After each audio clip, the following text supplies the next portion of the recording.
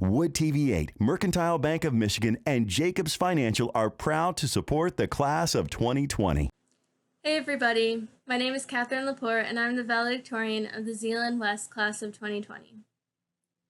Before I begin giving my speech, I'd just like to take a moment to thank Wood TV8, Jacobs Financial, and the Mercantile Bank of Michigan for making this opportunity possible for me.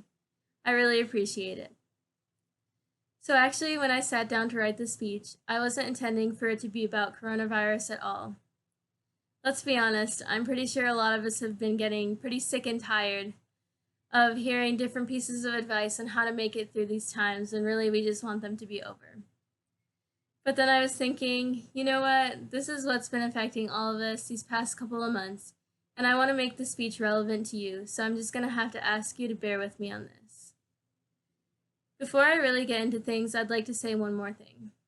To all of you seniors, I really do sympathize with you for all of the different events and experiences that you're missing out on, but that's not what this speech is going to be about. I've been trying to focus on the positives instead of the negatives of this whole situation, and that's been helpful for me. For example, instead of dwelling on the fact that I can't see the faces of my friends and family in front of me right now, I'm focusing on the fact that if I mess up, I can just hit the record button again and none of you will ever know, which is something that I wouldn't have been able to do in person. So moving forward, here's what I'd like to say.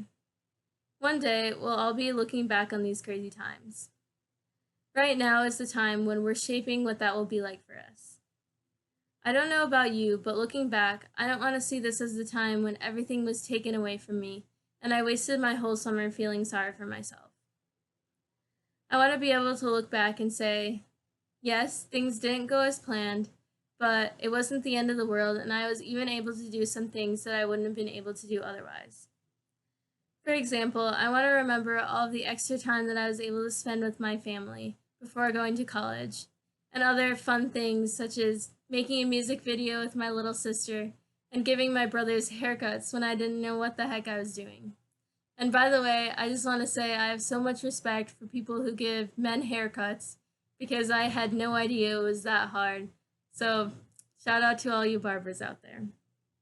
Anyways, what I'm saying is just try to make the most of this summer. And you might have to get creative, but try to have some fun, however that's going to look for you. Another thing is, when things do slowly return to normal, we should act in a way that shows that we've grown and learned from this experience. For example, when we are able to hang out with friends in person again, we should be present to them instead of being on our phones. Because I don't know about you, but I have had enough of that. For me personally, I know that when I'm able to go to church again on Sunday, I'm going to do my best to participate fully in the Mass with my community, because that's something that I haven't been able to do just watching the live stream service. There's so many things that you and I have been taking for granted for so long. And my hope is that these times will help us to really appreciate these things and to overall just cultivate an attitude of gratitude. That rhymed. But seriously, I truly wish the best for all of you, and I'm hoping that this message helps you to keep moving forward and remember what's important. Of course, you're always free to take or leave my advice, though. And I'd just like to leave you with some last words of wisdom from the Bible. One of my favorite verses, actually, which is Romans 12, verse 12. And it's this: rejoice in hope, endure in affliction, persevere in prayer. So I'd encourage you to do all of these things, and I'll definitely be praying for you guys as well, as we all start this next chapter of our lives. Anyways, stay safe, stay healthy, and remember to take care of your physical and mental health. Peace.